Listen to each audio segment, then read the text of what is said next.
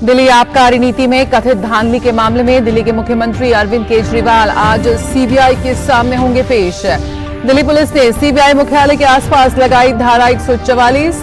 धरना प्रदर्शन करने वाले के खिलाफ होगी सख्त कार्रवाई।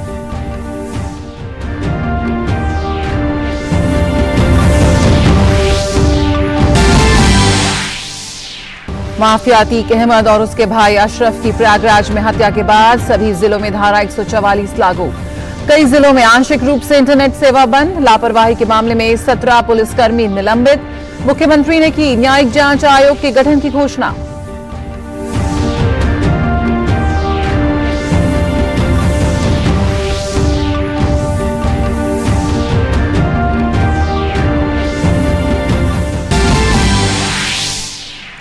केंद्रीय गृह मंत्री अमित शाह महाराष्ट्र और गोवा के दौरे पर। गृह मंत्री रायगढ़ में डॉक्टर अप्पा साहेब धर्माधिकारी को महाराष्ट्र भूषण दिए जाने के समारोह में ले रहे हैं भाग। गोवा में एक रैली को भी करेंगे संबोधित।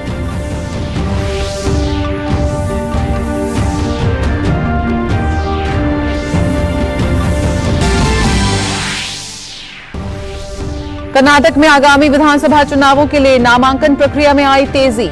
विधानसभा चुनावों के लिए भाजपा ने 212 और कांग्रेस ने 209 उम्मीदवारों के नामों की अब तक की घोषणा। राज्य में 10 मई को होंगे मतदान।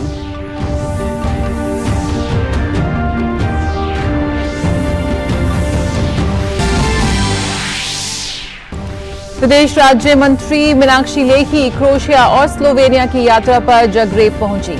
यात्रा के दौरान दोनों देशों के बीच संबंधों को और मजबूत बनाने और कई द्विपक्षीय मामलों पर होगी बातचीत। विदेश राज्य मंत्री कई अन्य कार्यक्रमों में भी लेंगी हिस्सा।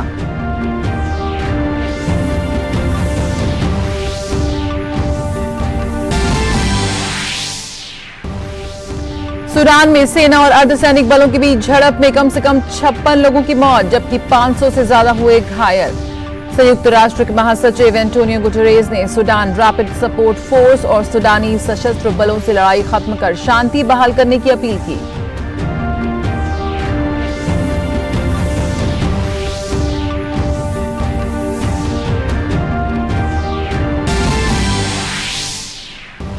और आईपीएल में आज मुंबई इंडियंस का सामना कोलकाता नाइट राइडर्स से, वहीं गुजरात टाइटंस का मुकाबला राजस्थान रॉयल्स के साथ।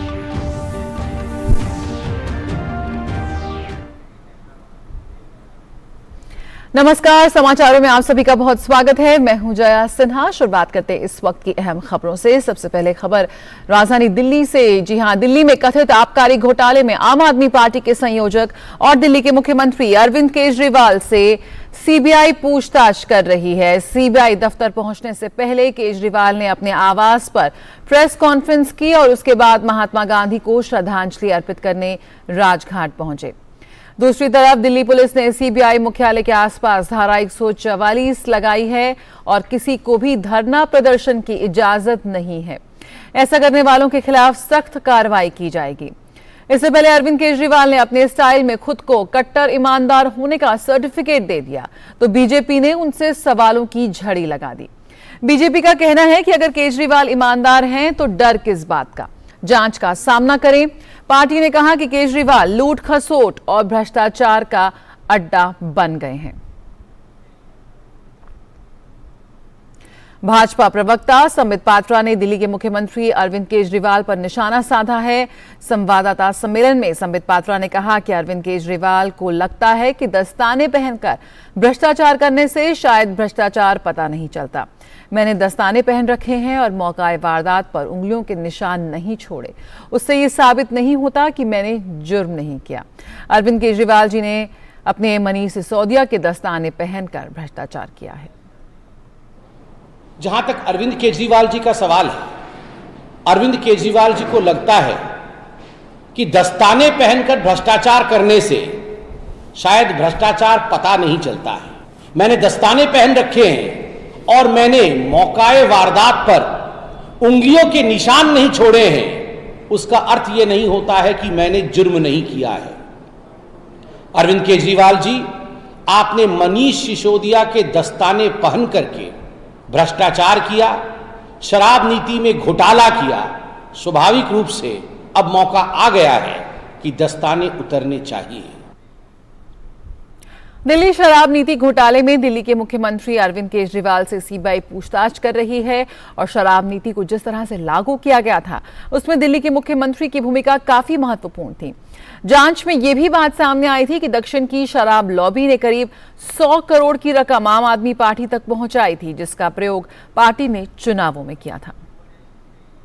पूर्व उप मुख्यमंत्री मनीष सिसोदिया को इस मामले में पहले ही गिरफ्तार किया जा चुका है। इसके अलावा साउथ लॉबी के कई सारे जो लोग हैं वो गिरफ्तार किए जा चुके हैं और अब सीबीआई उनसे सवाल जवाब करेगी, क्योंकि अरविंद केजरीवाल और उनकी पार्टी को 100 करोड़ की जो रकम है वो साउथ लॉबी से पहुंची थी और इस रकम का जो प्रयोग है वो गोवा और पंजाब के इलेक्शन में किया गया था। और इसके साथ साथ ही ये बात भी निकलकर सामने आई थी कि शराब कारोबारी समीर महेंद्रू और अरविंद केजरीवाल के बीच टेलीफोन पर बातचीत भी हुई थी, फेस टाइम के थ्रू ये बातचीत हुई थी, जिसमें अरविंद केजरीवाल ने यह कहा था शराब कारोबारी समीर महेंद्रू से कि वो विजय नायर के थ्रू इस डील में शामिल हो तो उसे काफी बड़ा जो लाभ है वो दिया जाएगा। अब सीबीआई अरविंद केजरीवाल से उन्हीं सवालों के जवाब मांगेगी।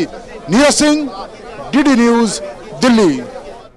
दिल्ली शराब नीति घोटाला मामला जिसकी जांच की आंच में इस वक्त अरविंद केजरीवाल फंसते नजर आ रहे हैं।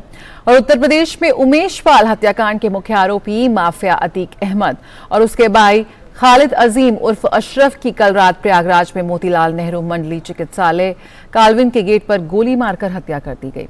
मेडिकल जांच के लिए पुलिस दोनों भाइयों को लेकर रात करीब 10 बजे काल्विन अस्पताल पहुंची थी, जहां मीडिया कर्मी के भेष में 3 हमलावरों ने ताबड़तोड़ गोलियां बरसाकर अतीक और अशरफ को मौत के घाट उतार दिया। वारदात के बाद तीनों हमलावरों ने पुलिस के सामने सरेंडर कर दिया। इस मामले में एक पुलिसकर्मी भी जख्मी हुआ। इस सनसनीखेज हत्याकांड के बाद पुराने शहर में अफरा तफरी के हालात बन गए और सभी दुकानें व बाजार बंद हो गए। बता दें कि उमेश पाल हत्याकांड में न्यायालय ने 13 से 17 अप्रैल तक अतीक और अशरफ को कस्टडी रिमांड पर पुलिस को दिया था। पुलिस को कस्टडी में सौंपने के दौरान कोर्ट ने ये शर्त लगाई थी कि दोनों भाइयों की नियमित रूप से मेडिकल जांच कराई जाएगी। हत्या के बाद सभी जिलों में धारा 144 लागू है। कई जिलों में आंशिक रूप से इंटरनेट सेवा बंद कर दी गई है और इस घटना की लापरवाही में 17 पुलिसकर्मियों को निलंबित कर दिया गया है। मुख्यमंत्री योगी आदित्यनाथ ने न्यायिक जांच आयोग के गठन की घोषणा की है। साथ ही अधिकारियों को फील्ड में सतर्कता बरतने के निर्देश दिए हैं। आम जनता को किसी प्रकार की परेशानी न हो, इसका ध्यान रखने को भी कहा गया है। उन्होंने कहा कि प्रदेश में शांति व्यवस्था बनी रहनी चाहिए। मुख्यमंत्री योगी ने जनता से अपील की है कि किसी भी अफवाह पर ध्यान न दें। अफवाह फैलाने वालों के खिलाफ सख्त कार्रवाई की जाएगी। प्राथमिक जानकारी के अनुसार 3 लोग मीडिया कर्मी बन के आए और वो मीडिया कर्मी बन के उन्होंने वहाँ पे बाइट लेने का प्रयास किया। उसी के अंतर्गत उन्होंने ये इंसिडेंट हुआ है जिसमें उन्होंने फायर किया है। इसमें 3 लोगों को भी पकड़ा गया है, उनसे पूछताछ अभी हम कर रहे हैं और इसमें इनकी अतीक और अशरफ की डेथ हुई है। इसके अलावा एक पत्रकार हैं, इनके चोट आई है। प्रयागराज में पुलिस द्वारा सुरक्षा बढ़ा दी गई है। जिलाधिकारी और पुलिस कमिश्नर का काफिला इस इलाके में गश्त कर रहे हैं, जहां कल अतीक अहमद और उनके भाई अशरफ को गोली मारी गई थी। लोगों से शांति बनाए रखने की अपील की जा रही है।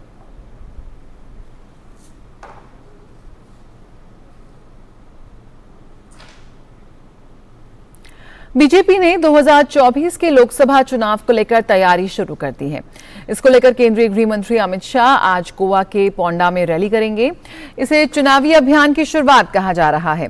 गोवा बीजेपी के महासचिव नरेंद्र सवाईकर ने शनिवार को कहा कि शाह रविवार को दोपहर 3:30 बजे राज्य पहुंचेंगे और इसके बाद वे संगठनात्मक मुद्दों पर चर्चा करने के लिए पार्टी पदाधिकारियों के साथ बैठक करेंगे। नरेंद्र सवाईकर ने बताया कि बैठक के बाद शाह पणजी से करीब 30 किलोमीटर दूर फर्मागुड़ी शहर में एक जनसभा को संबोधित भी करेंगे। सवाईकर के अनुसार इस रैली में 25,000 से अधिक लोगों के शामिल होने की उम्मीद है। गठबंधन सहयोगी भी इस रैली में हिस्सा लेंगे। ये गोवा में बीजेपी की लोकसभा चुनावी अभियान की शुरुआत होगी। सवाईकर ने विश्वास जताया कि बीजेपी गोवा की दोनों लोकसभा सीट पर जीत हासिल करेगी।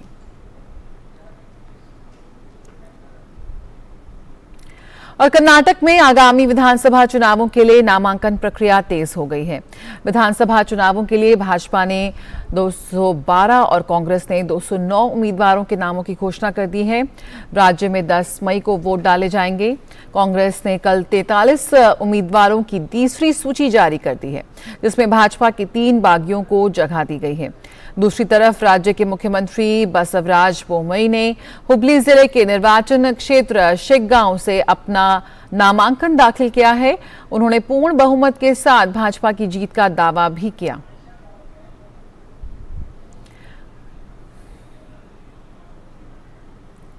और भूकंप आने की घटनाएं लगातार सामने आ रही हैं। पहले तुर्की और सीरिया में भूकंप से बड़ी तबाही हुई है। अब अन्य देशों में भी लगातार भूकंप से डर का माहौल देखा जा रहा है। आज सुबह मणिपुर के नौनी में रिक्टर पैमाने पर 3.6 तीव्रता का भूकंप आया है।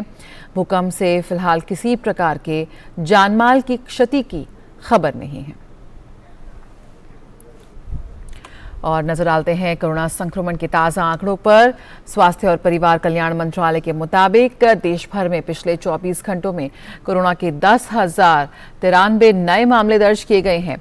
वहीं पिछले 24 घंटों में 6,248 मरीज उपचार करवाकर स्वस्थ हो चुके हैं, जिसके बाद देश में रिकवरी रेट 98.68% हो गया है। वहीं साप्ताहिक पॉजिटिविटी रेट वर्तमान में 4.78% है। इसके साथ ही दैनिक पॉजिटिविटी रेट 5.61% दर्ज किया गया है। देश में कोरोना के सक्रिय मामलों की संख्या 57,542 है। अब तक 92.40 करोड़ से अधिक कोविड टेस्ट किए जा चुके हैं, जबकि पिछले 24 घंटों में 1,79,853 कोविड टेस्ट किए गए हैं। और देश में टीकाकरण का आंकड़ा भी तेजी से बढ़ रहा है। कोविड महामारी के खिलाफ सबसे प्रभावी हथियार के रूप में शुरू किए गए टीकाकरण अभियान के तहत देश में अब तक 220 करोड़ 66 लाख से अधिक टीकों की खुराक दी जा चुकी है, जिनमें 95 करोड़ 21 लाख से दूसरी खुराक और 22 करोड़ 87 लाख एहतियाती खुराक दी जा चुकी हैं। पिछले 24 घंटों में 807 से अधिक कोविड टीके लगाए गए हैं।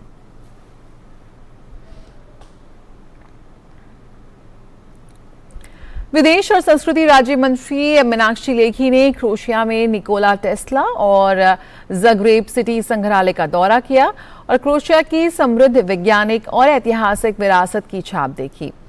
निकोला टेस्ला वास्तव में वैश्विक महत्व के व्यक्ति थे। उन्होंने मानवता के लिए जो कुछ भी छोड़ा था, वह भी भारतीय दर्शन से प्रभावित था।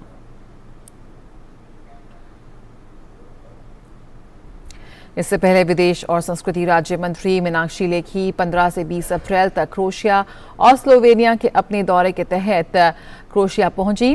क्रोएशिया में मीनाक्षी लेखी क्रोएशिया के विदेश मंत्री गॉर्डन ग्रिलिक रेडमैन, संस्कृति और मीडिया मंत्री नीना ओबुलजेन, राजनीतिक मामलों के राज्य सचिव, विदेश और यूरोपीय मामलों के मंत्रालय के साथ चर्चा करेंगी। मीनाक्षी लेखी भारतीय समुदाय के एक क्रॉस सेक्शन और भारत के दोस्तों से मिलेंगी, साथ ही एक विशेष योग सत्र में शामिल होंगे।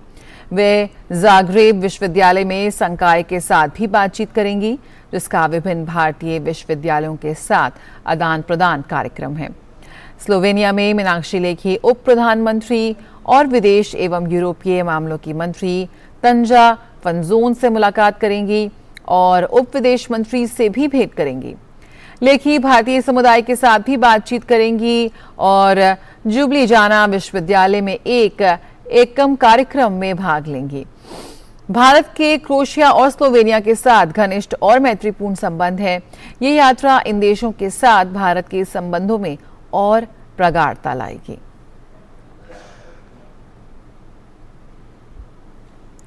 भारत के विविध सांस्कृतिक कार्यक्रमों का हिस्सा बनने वॉशिंगटन पहुंची केंद्रीय वित्त मंत्री निर्मला सीतारमण ने एक कार्यक्रम को संबोधित करते हुए कहा कि भारत विविधताओं का देश है। भारत में हर त्योहार सब लोग बेहद खुशी के साथ मिलकर मनाते हैं। When I say that India enjoys diversity, celebrates diversity, there can always be times when there are friction here and there when you have so many different people of diverse backgrounds. But Ambedkar, Dr. Baba Saheb Ambedkar, stands out in distinction. Bharat के विविध सांस्कृतिक उत्सवों के बीच America में India house में बोलते हुए 40वीं अमेरिकी वाणिज्य सचिव जीना एम रायमोंडो ने प्रधानमंत्री नरेंद्र मोदी की प्रशंसा की है। उन्होंने कहा कि वे सबसे लोकप्रिय विश्व नेता हैं, वे दूरदर्शी हैं और लोगों के प्रति उनकी प्रतिबद्धता का स्तर अवर्णनीय है। उन्होंने कहा कि वैश्विक शक्ति के रूप में भारत को आगे ले जाने की उनकी इच्छा वास्तविक है और ये हो रहा है। I had an incredible opportunity to spend more than an hour and a half with Prime Minister Modi, who is, I don't need to tell anyone here, he is the most popular world leader for a reason. He is unbelievable, visionary, and his level of commitment to the people of India is just indescribable and deep and passionate and real and authentic. And his desire to lift people out of poverty and move India forward as a global power is real, and it is happening. But the best part of the meeting for me was this. Anyone who knows Prime Minister Modi, all of you knows, he is a tech guy and he is deep into the details. So I found myself at his home at 7:30 on a Friday night talking about the details of radio access networks and artificial intelligence, and it was just amazing. And I said to him, and I'll say this to you, in the years to come, there will be two ecosystems of technology. One consistent with our democratic values and another not. And I said to him, the United States and India need to lead the world together in this technology ecosystem. And without missing a beat, after he had traveled all week, he said to me, well, Secretary, AI doesn't stand for artificial intelligence. I said, really?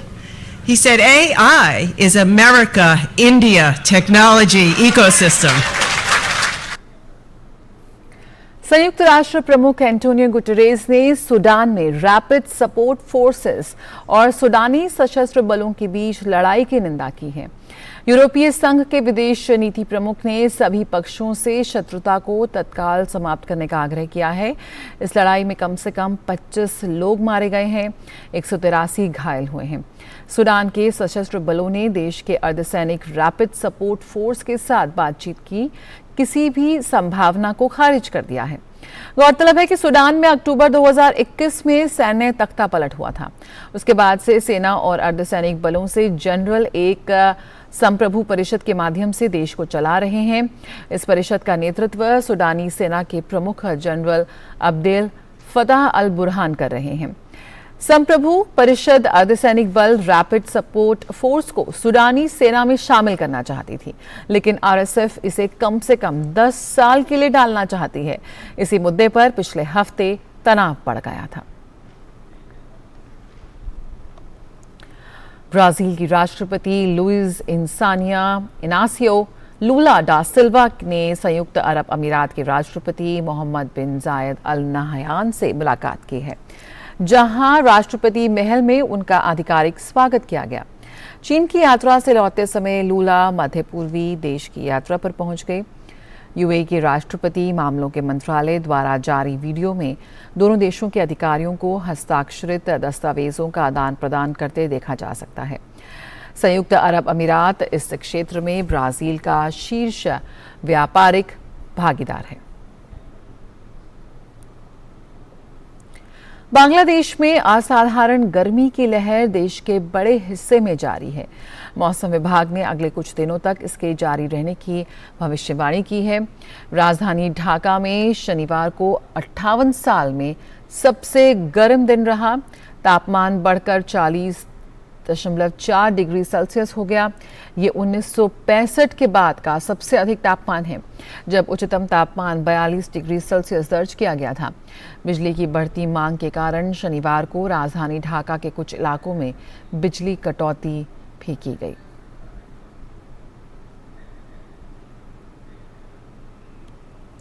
और अब बात IPL की। Indian premiere league के season में आज फिर double header मुकाबले खेले जाएंगे। दिन का पहला मुकाबला मुंबई इंडियंस और कोलकाता नाइट राइडर्स के बीच होगा, जो मुंबई के वानखेड़े स्टेडियम में खेला जाएगा। एक और जहां मुंबई इंडियंस ने पिछले मैच में दिल्ली कैपिटल्स को हराकर इस सीजन की पहली जीत दर्ज की थी, वहीं कोलकाता नाइट राइडर्स को बड़े स्कोर वाले मैच में सनराइजर्स हैदराबाद ने हराया था। मुंबई टूर्नामेंट की सबसे सफल टीम है, उसने 5 बार खिताब जीता है, वहीं कोलकाता 2 बार चैंपियन बनी है। टूर्नामेंट में अब तक दोनों टीमें 31 बार आमने सामने हुई हैं, जिनमें मुंबई को 22 और कोलकाता को सिर्फ 9 बार जीत मिली है। वहीं आईपीएल के दिन के दूसरे मुकाबले में राजस्थान रॉयल्स की टक्कर गुजरात टाइटंस के साथ होगी। हार्दिक पांड्या की वापसी के साथ ही गुजरात जीत की पटरी पर लौट चुकी है और पिछले मैच में टीम ने पंजाब किंग्स को हराया था। संजू सैमसन की अगुवाई में राजस्थान का प्रदर्शन अब तक का इस सीजन में बेमिसाल रहा है। आखिरी मुकाबले में राजस्थान की टीम ने रोमांचक मैच में सीएसके को हराते हुए चेपॉक के मैदान पर 15 साल बाद जीत का स्वाद चखा था। ऐसे में टीम इसी फॉर्म को गुजरात के खिलाफ भी बरकरार रखने के इरादे से मैदान पर उतरेगी। दोनों टीमों के बीच पॉइंट्स टेबल में टॉप पोजीशन हासिल करने की भी होड़ होगी। राजस्थान अभी टेबल में नंबर 1 पर मौजूद है, जबकि गुजरात तीसरे पायदान पर काबिज है। और इंडियन प्रीमियर लीग में शनिवार को बेंगलुरु में खेले गए पहले मुकाबले में रॉयल चैलेंजर्स बैंगलोर ने दिल्ली कैपिटल्स को 23 रन से हरा दिया। इस तरह दिल्ली कैपिटल्स की ये इस सीजन में 5वीं हार रही। दिल्ली कैपिटल्स को जीत के लिए 175 रन की दरकार थी, लेकिन टीम 9 विकेट पर 151 रन ही बना सकी। दिल्ली की ओर से सबसे ज्यादा 50 रन मनीष पांडे ने बनाए, वहीं आरसीबी की ओर से विजय कुमार सफल गेंदबाज रहे, जिन्होंने 3 विकेट लिए। और इससे पहले मैच में दिल्ली कैपिटल्स ने टॉस जीत पहले गेंदबाजी का फैसला किया। आरसीबी ने 20 ओवर में 6 विकेट पर 174 रन का स्कोर किया। आरसीबी की ओर से विराट कोहली ने अर्धशतकीय पारी खेली। विराट 50 के स्कोर पर आउट हुए। विराट के अलावा ग्लेन मैक्सवेल और महिपाल ने भी अच्छे हाथ दिखाए।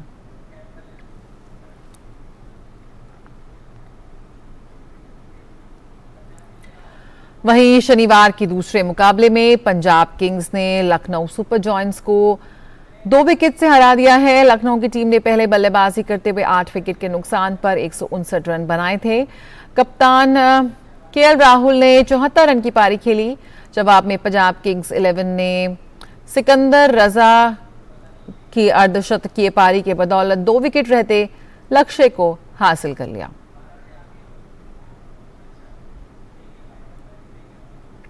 और इसी के साथ इस बुलेटिन में इतना ही, लेकिन खबरों का सिलसिला जारी रहेगा। आप बने रहिए डीडी न्यूज के साथ।